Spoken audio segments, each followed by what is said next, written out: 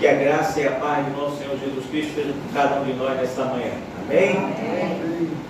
Nós estamos, durante esse mês, fazendo uma série de mensagens, de reflexões sobre o tema oração, como os irmãos sabem.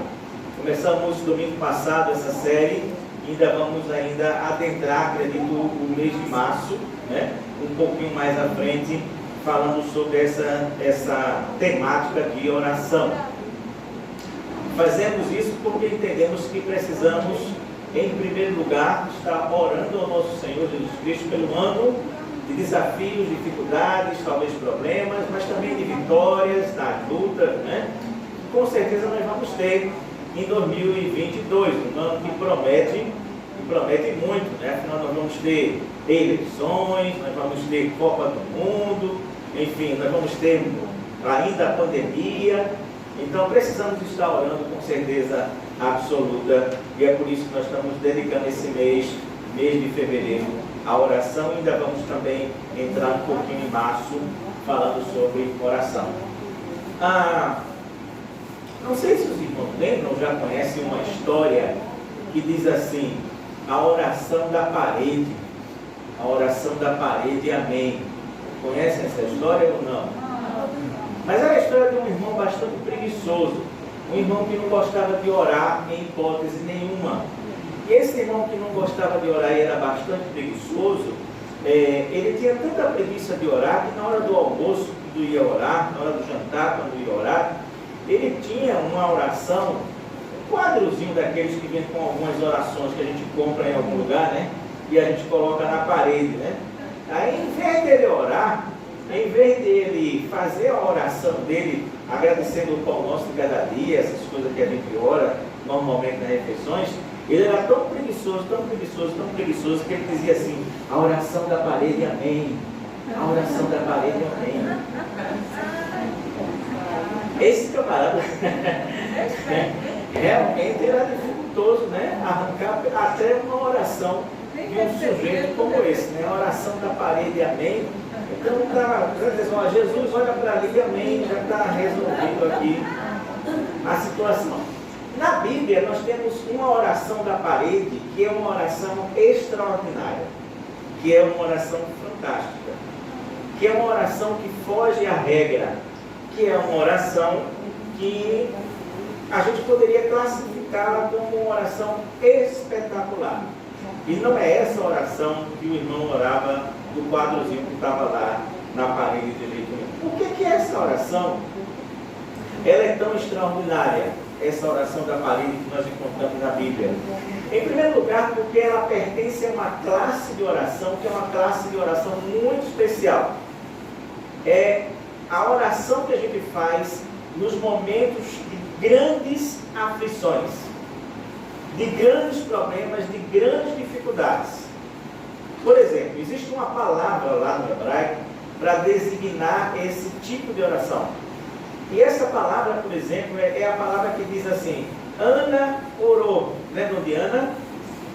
Ana, que queria muito ter um filho, etc. E estava orando no templo, chorando, se derramando em lágrimas. Era justamente uma oração feita no momento de grande aflição. Lembram, por exemplo, de Eliseu orando para que o menino ressuscitasse, né? Também é a mesma palavra que é empregada ali. Um momento de grande tensão, de dificuldade, de problemas naquele instante. Também é a mesma palavra que é usada para representar a oração de Jonas no ventre do peixe. Lembra? Eu até falei há pouco tempo aqui, né? Nós fizemos uma reflexão sobre Jonas. Então Jonas no ventre do peixe também faz esse tipo de oração de grande agonia, aflição, problemas, dificuldades. E é também a oração que Ezequias faz quando Isaías vai visitá-lo. E isso você vai encontrar, e a gente vai ler daqui a pouco, no livro de 2 Reis, capítulo 20, que será a nossa leitura de agora a pouco, de daqui a pouco. Em segundo lugar, essa oração também é uma oração extraordinária, essa oração da parede bíblica, né? É uma oração extraordinária, porque na sua simplicidade, ela é capaz de abalar o céu, a terra, mover o céu e a terra. É por isso que a nossa reflexão de hoje de manhã tem o seguinte título. Os irmãos já sabem porque eu mandei para você ontem, né? A oração que faz diferença no céu e na terra. A oração que faz diferença no céu e na terra. É uma oração da parede. Vamos ver? 2 Reis, capítulo 20, do versículo 1 até o versículo 11, onde nós lemos assim: Naqueles dias adoeceu Ezequias mortalmente, e o profeta Isaías, filho de Amós, veio a ele e lhe disse: Assim diz o Senhor, põe em ordem a tua casa, porque morrerás e não viverás. Então virou o rosto para a parede e orou ao Senhor, dizendo, e aí está nesse versículo essa colocação que eu estou fazendo, de dizer que essa oração é uma oração da parede, né? Porque ele virou o rosto para a parede e então orou ao Senhor, dizendo: Senhor, suplico-te, lembra de que andei diante de ti em verdade, com o coração perfeito, e fiz o que era bom aos teus olhos. E chorou Ezequias muitíssimo, muitíssimo. Sucedeu, pois, que, não havendo Isaías ainda saído do meio do pátio do palácio, veio a ele a palavra do Senhor novamente e lhe disse: Volta e diz a Ezequias, líder do meu povo, assim diz o Senhor, o Deus de Davi, teu pai: ouvi a tua oração e vi as tuas lágrimas, e eis que eu te sararei. Ao terceiro dia subirás à casa do Senhor, e acrescentarei aos teus dias 15 anos de vida, 15 anos de vida, e das mãos do rei da Assíria te livrarei, a ti e esta cidade, e ampararei esta cidade por amor a mim e por amor a Davi, o meu servo. Disse mais Isaías: Tomai uma pasta de figos, e a tomaram, e a puseram sobre a chaga, a ferida de Ezequias, e ele sarou. Ezequias disse a Isaías: Qual é o sinal de que o Senhor me sarará, e de que ao terceiro dia subirei à casa do Senhor? Disse, pois, Isaías: Eis, isto que será o sinal da parte do Senhor, de que o Senhor cumprirá a palavra que disse: Adiantar-se-á a sombra 10 graus, ou voltará 10 graus atrás. Então disse Ezequias: É fácil que a sombra decline 10 graus? Não seja assim, mas volte a sombra 10 graus atrás. Então o profeta Isaías clamou ao Senhor e fez voltar a sombra 10 graus atrás, pelos graus que tinha declinado no relógio de sol de Acais. Olhem comigo. Pai bendito, Deus de amor, muito obrigado pela tua presença em nossas vidas nessa manhã. Nós te pedimos que esse texto ele possa falar aos nossos corações. Nós pedimos que tu possas me usar como instrumento em tuas mãos para ministrar a tua palavra, mas que verdadeiramente o teu Espírito Santo, o teu maravilhoso Espírito Santo, ele preencha esse lugar, ele enche as nossas vidas, ele fale aos nossos corações, ele nos mova por dentro, ele nos motive internamente, ele, enfim, traga a tua palavra que nós precisamos ouvir nessa manhã, no nome de Jesus. Amém. Amém. A oração que faz diferença no céu e na terra. Que oração é essa que faz diferença no céu e na terra? Para a gente começar essa reflexão, a gente precisa responder a primeira questão, que é a seguinte: o que essa oração tem de tão especial? O que essa oração que nós acabamos de ler aqui, nesse relato aqui, tem de especial? Pelo menos 3 coisas eu queria destacar com os irmãos, de forma que mostra, exemplifica, traduz a especialidade que essa oração tem em relação a outras orações que nós encontramos na Bíblia. A primeira coisa é a seguinte: é que essa oração é uma das poucas, se não a única em toda a Bíblia, que supera uma profecia. Os irmãos perceberam isso? Olha só, entenda bem o que eu estou dizendo a você. Essa oração, Para mim, pelo menos, eu não recordo de nenhuma outra oração que ela supere uma profecia dentro da Bíblia. Entenda bem o seguinte: Isaías é um dos principais profetas do Senhor, chamado para exercer esse ofício por Deus.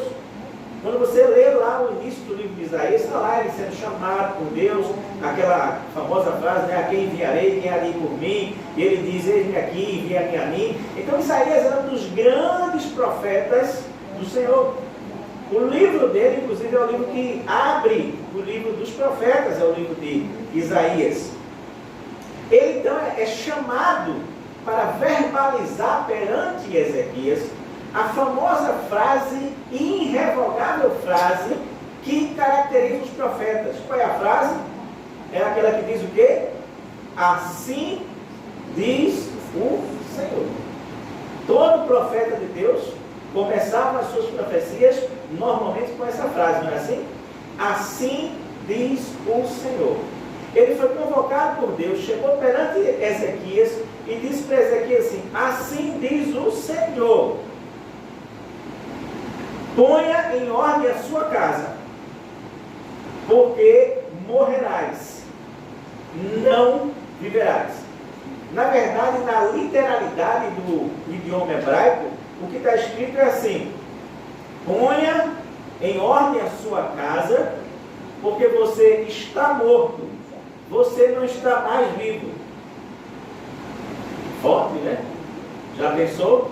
Um profeta, realmente profeta do Senhor, chegando diante de você e dizendo isso? Normalmente o que se segue a essa frase que diz assim: assim diz o Senhor, é algo absolutamente irrevogável. Assim diz o Senhor e está dito. Isaías nunca passou por nenhuma outra experiência em que ele tivesse chegado e teria dito assim: assim diz o Senhor, e isso não aconteceu. Nem um momento, nem um instante, sob hipótese nenhuma. Então Isaías chega aqui com toda a plena convicção e diz: coloca a tua casa em ordem, porque você morrerá, você não viverá de jeito nenhum. Ezequias havia contraído uma doença estranha, diferente, com chagas, que alguns autores acreditam que tenha sido um câncer, né? Só que não existia esse nome lá naquela época de jeito nenhum. Entendamos aqui, vamos fazer também um parênteses aqui, vamos entender que essa doença estranha que Ezequias adquiriu, ela não tem nada a ver com nenhum castigo divino. O texto diz isso aqui? Não. O texto não diz isso. O texto não diz assim: olha, Deus está mandando te dizer isso porque você está sendo castigado pelo pecado X. Não, de jeito nenhum. Entenda que Ezequias, como qualquer um de nós, contraiu uma doença que era uma doença mortal naquele instante. Então, naquele momento, naquela hora, naquele instante ali, Isaías cumpre o seu dever de profeta, sai da frente de Ezequias, caminha pelo meio do pátio para ir embora, porque dali em diante as coisas eram com Ezequias e não com ele. Deus tinha simplesmente mandado ele dizer assim: olha, diz a Ezequias, meu servo, que essa doença é mortal, ele vai morrer. Avisa ele isso e pede para que ele coloque a sua casa e a sua família em ordem. E Isaías cumpriu o seu papel, minutos depois estava saindo dali. E aí, antes que ele terminasse de atravessar o pátio, ele começa a sentir uma coisa estranha. Uma coisa estranha que ele já conhecia. Um murmúrio. Na verdade, na Bíblia dos Irmãos diz assim, que ele estava no meio do pátio e aí veio o quê? O quê? Palavra do Senhor novamente a ele. No hebraico é assim: ele sentiu um murmúrio do Senhor. Murmúrio. Não sabe o que é murmúrio? É um sussurro. Na verdade, o murmúrio, quando a gente vai no dicionário saber o que é murmúrio, né? É o barulho das ondas do mar. Que legal, né? É o barulho dos ventos é o barulho dos ventos na copa das árvores e na folhagem. É isso que originalmente é murmúrio. Então o que é que Isaías sentiu? Ele sentiu aquela palavra do Senhor começando a nascer dentro dele, na mente dele. O murmúrio, como a gente acha gostoso, o murmúrio das ondas, não é gostoso a gente dormir com o murmúrio das ondas do mar, né? Não é bom? Todo mundo quer morar na beira da praia, não é isso, né? Para poder dormir com aquele som gostosinho, né? A gente não gosta quando o vento também está perto da gente na janela, os pássaros estão cantando, né? Isso é murmúrio. Então, esse murmúrio que era a palavra do Senhor começou a nascer dentro dele, e Deus diz para ele assim: volte e diga a Ezequias que eu ouvi a sua oração, que eu o sararei, e que eu darei a ele mais 15 anos de vida. Amém, meu irmão? Amém. Olha só, esse é o segundo assim diz o Senhor. Nota que aí também tem assim diz o Senhor. Volte até ele e diga: assim diz o Senhor. Assim diz o Senhor. Eu ouvi a tua oração, eu ouvi a tua oração, eu ouvi a tua oração, eu ouvi a tua oração, eu ouvi a tua oração, eu ouvi a tua oração, eu ouvi a tua oração. Deus, na verdade, tinha ouvido aquilo que Isaías não tinha ouvido. Percebe? Isaías, no primeiro momento, ele podia ter ficado assim: não entendi nada, Deus. Você chegou aqui e me mandou, na verdade, dizer que ele vai morrer. Aí eu bem não saio daqui, você me diz que ele vai sarar. É confuso para a cabeça de Isaías, mas não é confuso para a cabeça de Deus. Porque entre Isaías sair da cama onde estava Ezequias e chegar no meio do pátio, existe essa oração de um versículo apenas. A oração que Ezequias faz é um versículo só, nada mais do que isso. Simples, igual Moisés pregou aqui domingo passado. A efetividade de uma oração simples foi isso. Uma oração que ele volta o seu rosto para a parede e simplesmente derrama aquilo que está dentro do seu coração, nada mais. Eu ouvi a tua oração, eu ouvi a tua oração, eu ouvi a tua oração. E Deus sempre ouvirá a minha, a sua, a oração de cada um de nós. Cada um de nós. Não tenha a menor dúvida disso. Não pense que existe qualquer oração sua que caia num buraco negro existencial e que Deus não seja capaz de escutá-la em hipótese nenhuma. Eu te sararei. Deus não havia decretado a morte de Ezequias. Por isso ele agora podia muito bem chegar e dizer: volte lá e diga que ele vai viver mais 15 anos. Você entende aqui a importância disso? É a primeira e única vez em que uma oração ela supera uma profecia de um verdadeiro profeta do Senhor. É ou não é especial essa oração? É muito especial. Segunda coisa que faz essa oração ser tão especial é que ela é uma oração que vence o tempo. Ela é uma oração que vence o tempo. O tempo. Olha só, o tempo ele tem suas regras básicas, não tem? O tempo é uma coisa estruturada, não é? O tempo é uma coisa que essas regras básicas, estruturadas e inconfundíveis, elas são também imutáveis. São ou não são? Você é capaz de administrar o tempo no sentido de mudar, modificar o tempo? Não, nenhum de nós é. E uma das características mais marcantes do tempo é qual? É que o tempo ele não volta atrás. Não sei se essa expressão está certa. Se a gente disser assim, não volta, já é atrás, né? Eu acho que é redundância, né? Mas a gente quer dizer que ele não volta mesmo, tá? Então, ele não volta atrás, de jeito nenhum. Ainda que o ser humano, de vez em quando, ele sonha com isso. E ele faça desse sonho filmes. Já assistiu o filme Efeito Borboleta? Não é interessante? É aquele filme que um indivíduo chega, né, e diz assim: A hipótese é de que os indivíduos podem voltar do passado, consertar as coisas que fizeram até o presente. Mas toda vez que o camarada volta e conserta lá, diz conserta aqui na frente. E ele volta de novo para consertar aqui e desconserta aqui na frente de novo. É um filme chamado Efeito Borboleta. Muito interessante. Já assistiu um filme chamado Clique? O camarada que tem um controle remoto, que ele adianta o tempo, ele não volta atrás, né?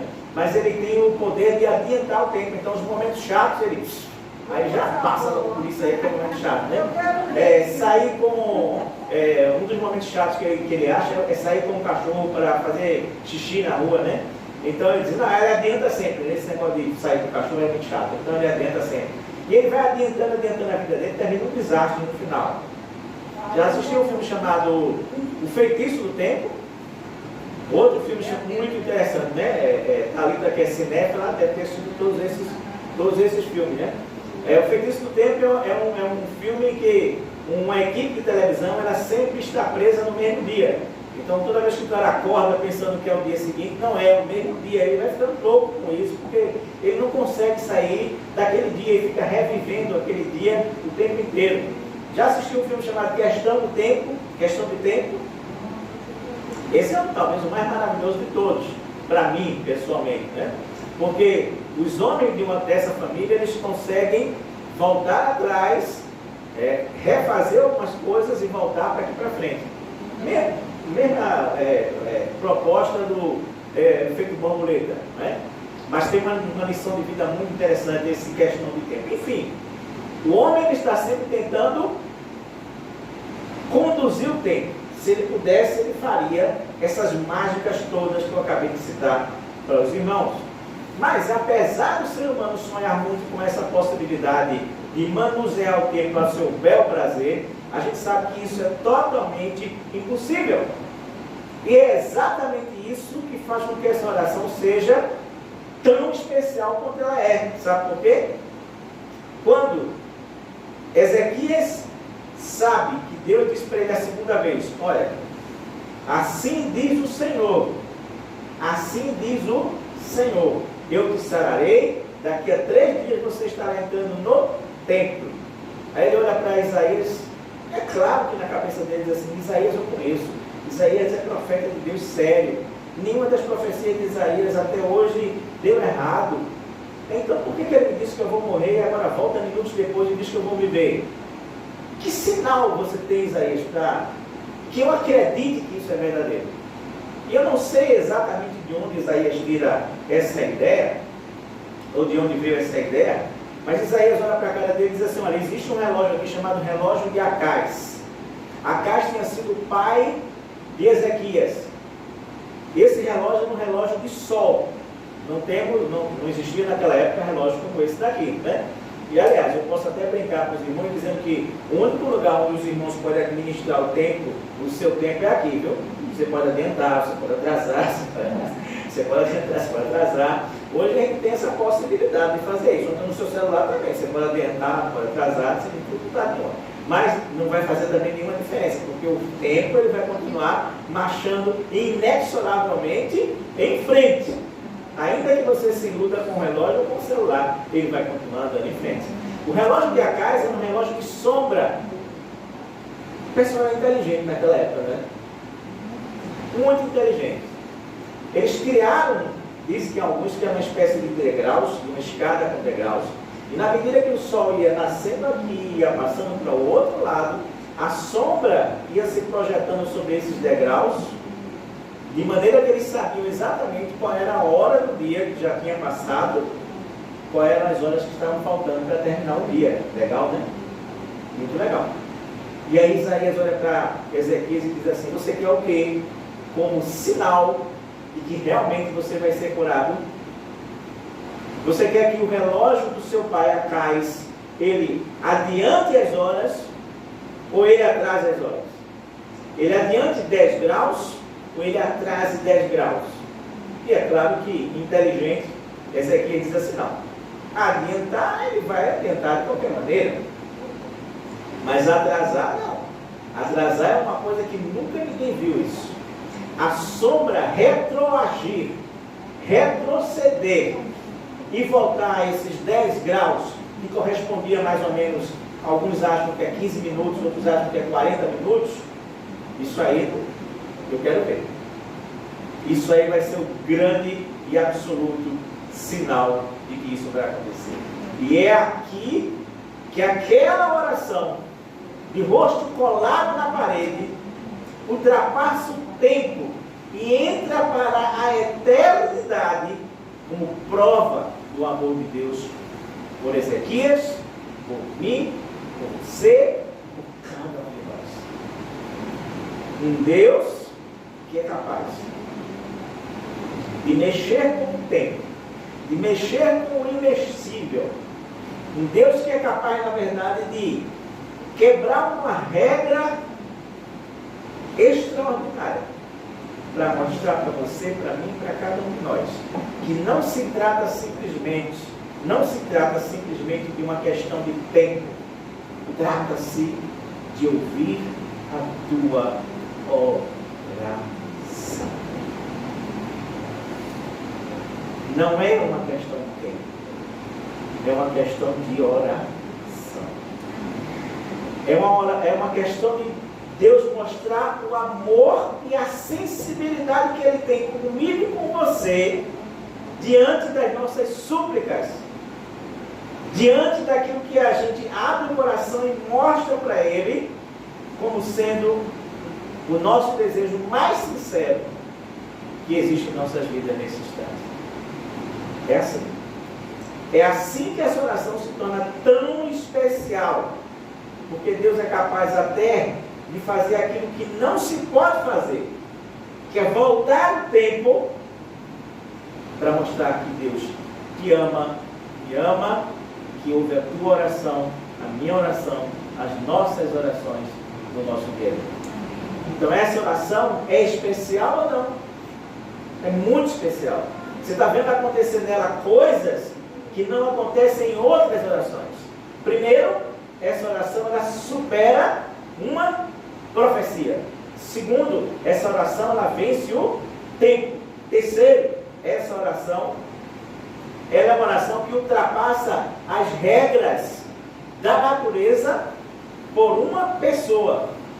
Por uma pessoa. Veja bem, o mecanismo pelo qual a oração ela vence o tempo é justamente a quebra de uma regra da natureza. É o sol da marcha ré. Entendeu? É possível isso? É possível isso? Retroagir 10 graus. Ou então 10 degraus, como tem em outras traduções. Então, a oração só vence o tempo porque é uma quebra de uma regra da natureza. E as regras da natureza elas não foram feitas para se quebrar. Porque se elas se quebrassem, o universo não seria capaz de existir em hipótese nenhuma. Ou seja, isso só pode ser um verdadeiro milagre de Deus. É claro, evidentemente, que a gente tem outros momentos em que Deus quebra as regras da natureza em prol do ser humano. Primeiro, Moisés diante do mar vermelho. Lembra? Moisés diante do mar. O mar se abre. O povo de Deus passa pelo enxuto. Depois, quando os egípcios vêm atrás, o mar se fecha. Deus estava quebrando uma regra da natureza. Quer ver outra? Jesus Cristo no Novo Testamento está com os discípulos, com os apóstolos lá no barco. O barco está quase afundando, porque a tempestade é muito alta. Jesus acorda, levanta, manda o mar se acalmar. Quebrou uma regra da natureza. Mas entenda bem, até aqui, todas essas regras quebradas da natureza, com Moisés, com Jesus, foram em prol do povo de Deus, foram em prol dos apóstolos de Jesus. Mas nunca, por uma única e exclusiva pessoa. Você está entendendo o que eu quero dizer para você? O quanto isso aqui é especial? O quanto isso aqui é diferenciado? O quanto isso aqui é algo próprio, pessoal, individual? Não são os milhões de pessoas que estão passando no mar. a pé enxuto que estão sendo salvos nessa hora. Não são os milhões de pessoas. Não são os apóstolos, os famosos apóstolos, aqueles homens que iam divulgar o Evangelho para todo mundo. Não, não são. É um indivíduo. É uma pessoa. É um ser humano pelo qual Deus está fazendo isso. Quebrando uma das regras do mecanismo da natureza. Portanto, meus queridos irmãos, saiba uma coisa. Deus se preocupa com os grandes problemas da história da humanidade, ou da humanidade em geral, mas também Ele se preocupa com você, indivíduo. Muitas vezes a gente tem a impressão, e a gente até diz assim, né? Ah, Deus é tão ocupado com esse mundo aí, tantos problemas. Ah, Putin lá na Rússia agora querendo fazer uma guerra com o pessoal da Ucrânia. Deus está preocupado com isso. Deus está preocupado com o Biden nos Estados Unidos, querendo, né, ir em contra aos russos. Deus está preocupado com a fome, Deus está preocupado com a pandemia, Deus está preocupado com os grandes problemas da humanidade. Ele vai responder a minha oração, que eu faço de cara para a parede? Meu irmão, deixa eu te dizer uma coisa. Deus responde a tua oração pelo gás que está faltando na tua casa. Deus responde a tua oração pela conta de luz que está para ser cortada. Deus responde a tua oração pelo teu emprego que está em perigo. Deus responde a tua oração pelo conflito que você está enfrentando dentro de casa que está tirando sua paz. Deus responde a sua oração pessoalmente. Deus responde a sua oração pela doença que bateu na tua porta ou na porta da tua família. Não é só pelo cenário global, pelo cenário mundial, pelas guerras atômicas. Não. Ele é capaz de quebrar uma regra da natureza por conta de um indivíduo, de um servo dele, de uma pessoa só. Em 100 anos de história do povo de Israel, Ezequias foi o único rei fiel a Deus. Você sabe o que é isso? Em 100 anos da história de Israel, 100 anos, Ezequias foi o único rei que foi fiel a Deus. O único rei. Se você voltar 2 capítulos aí onde eu comecei a ler, você vai ver que ele, quando começa a reinar, ele começa a fazer logo uma limpeza em tudo de errado que o pai dele tinha feito. Tudo de errado que o pai dele tinha feito. Todas as adorações idólatras que o pai dele tinha instituído, ele quebrou. E lembra até aquela serpente que Moisés levanta no deserto para que as pessoas se curem? Lembra dela? Ela havia virado uma espécie de idolatria também. Sabe o que Ezequias faz? Vai lá e quebra aquela serpente. Não interessa que foi Moisés que fez. Hoje é um deserto de idolatria. Quebra. Quebra. Então Deus, Ele não age apenas pensando na humanidade em geral. Ele age pensando em você, em você, em você, em você, em você. E Ele é capaz de fazer o impossível por você. É por isso que essa oração, ela é absolutamente extraordinária. Primeiro, ela supera uma profecia, coisa que eu nunca vi na Bíblia. Segundo, ela vence o tempo, fazendo o tempo voltar atrás.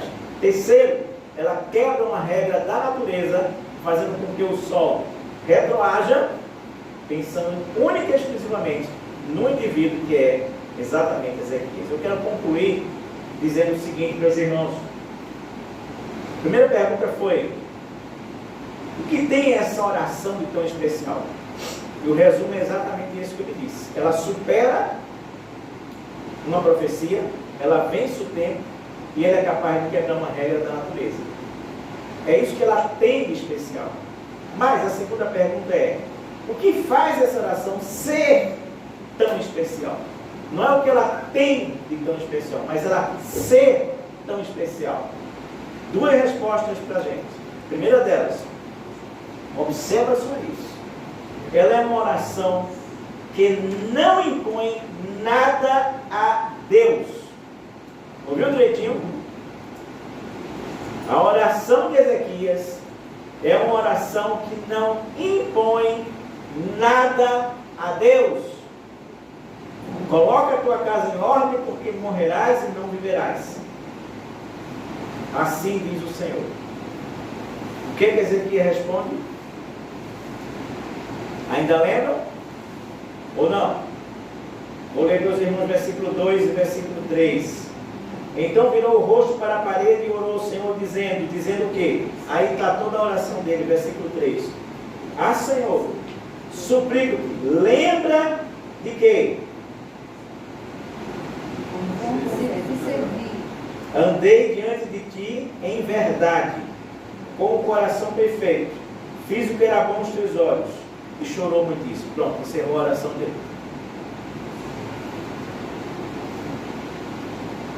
A oração começa com: lembra-te, lembra-te, lembra-te, lembra-te. Há alguma imposição a Deus? Lembre que Ezequias foi o único rei fiel em 100 anos de história de Israel. Há alguma imposição dele a Deus? Há alguma frase dele que diz assim: se o Senhor é Deus, hoje vai ter milagre aqui? Há alguma coisa parecida com isso? Há alguma estupidez nessa oração igual que a gente ouve hoje em dia? Hoje em dia o que mais a gente vê é isso. É gente querendo impor respostas de Deus às suas orações. Deus é um menino de recado, que tem que fazer o que Ele manda, e não o inverso. Aquela história, mas que se faça a tua vontade e não a minha, não existe. Porque é uma imposição daquilo que Deus deve fazer. Meu irmão querido, pelo amor de Deus, para aqui. Como é que você está orando? Como é que eu estou orando? Como é que nós estamos orando? Em que nível nós estamos orando?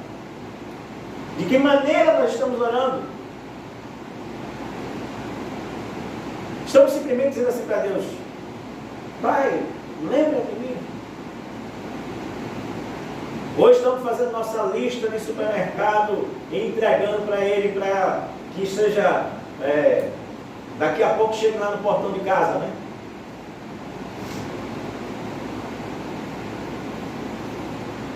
Nessas reflexões que nós vamos fazer sobre oração, tem uma coisa que eu li num livro aí que é bastante interessante. Os 3 níveis de oração que a gente está orando. Se a gente está orando no nível de primeiro céu, de segundo céu ou de terceiro céu. Mas isso será depois. A gente precisa saber em que nível ou em que nível nós estamos verdadeiramente orando ao Senhor. Então, o que faz essa oração ser extraordinária é o fato de que ela não impõe nada a Deus. Ela diz simplesmente assim: lembra de mim. E aí ele vai dizer 3 coisas, que vai dar a segunda razão. Ele vai dizer assim: lembra-te de que eu andei na verdade, com o coração perfeito. Lembra-te que eu andei na verdade com o coração perfeito. Olha só o que eu vou dizer para você. Essa oração é tão extraordinária, porque ela se baseia no passado e não no presente. Você entende? O verbo que é utilizado na oração aí é qual? Quais são os verbos? Lembra-te de que eu, o quê? Andei, passado, com o coração perfeito, lá no passado, e que fiz o que era bom às outras pessoas. Você sabe o que Ezequiel está dizendo aí? Ele está dizendo assim, olha, lembra-te que eu segui a tua verdade. Lembra-te que eu senti o que tu sentes. Coração perfeito aí é coração pleno, repleto. A palavra é salém, que significa na verdade isso, coração pleno, inteiro. Perfeito talvez seja uma tradução ruim para o português, porque dá uma ideia de perfeição que não existe. Porque ele está dizendo assim, eu andei com meu coração cheio de ti, pleno de ti, inteiramente voltado para você. Isso é o coração perfeito. Entende? E que eu fiz o que era bom, o bem para as pessoas ao meu redor. Tudo isso está no passado.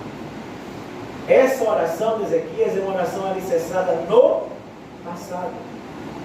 Não no presente e muito menos no futuro. Não no presente e muito menos no futuro. Ezequias, ele tem uma vida que ele pode apresentar a Deus. E diz assim, olha, se eu morrer agora, vou morrer. Fazer o quê?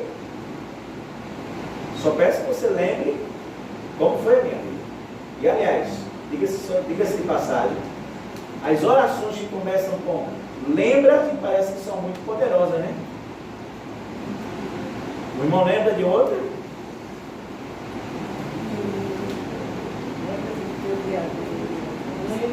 Aí, o ladrão da cruz, ele tinha alguma coisa de fazer mais na vida dele? Qual é a oração dele? Lembra-te de mim quando entrar no teu reino. Aliás, lembra-te de mim quando vieres no teu reino. Porque ele imaginava que um dia Jesus voltaria no seu reino. Meu irmão querido, se você tiver que orar hoje, alicerçado e embasado no seu passado, você vai dizer o quê? Você vai pedir para Deus lembrar do quê?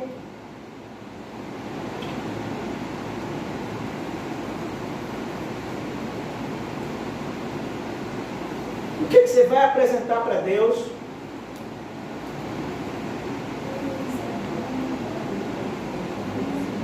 Que faz essa oração ser uma oração extraordinária. É justamente esses dois passos. Ela não impõe nada a Deus. Ela não impõe nada a Deus. Não impõe nada a Deus. E ela é completamente alicerçada no seu passado. Para finalizar, vê bem.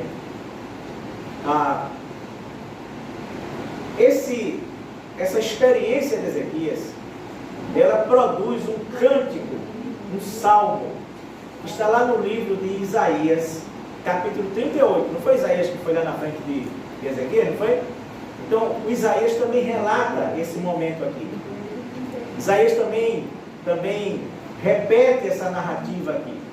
Mas só que ele acrescenta que Ezequias escreveu um salmo, um cântico, um hino. E eu quero destacar desse hino somente um trechinho dele. Um versículo dele.